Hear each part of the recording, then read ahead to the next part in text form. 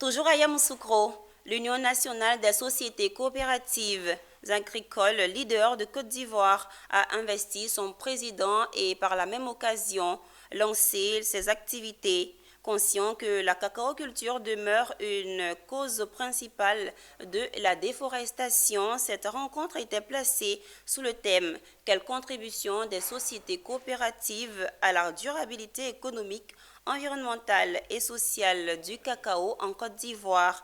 Elle a vu la participation des présidents de coopératives des régions productrices de cacao en Côte d'Ivoire.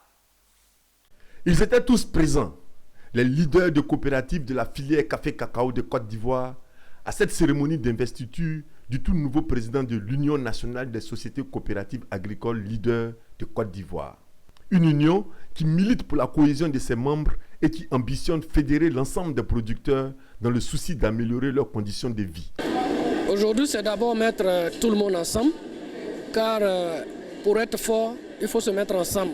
Voilà pourquoi nous avons choisi le nom UNESCAL, Union nationale des sociétés coopératives agricoles de Côte d'Ivoire, dont nous allons pouvoir fédérer tout le monde pour améliorer les conditions de vie de nos producteurs.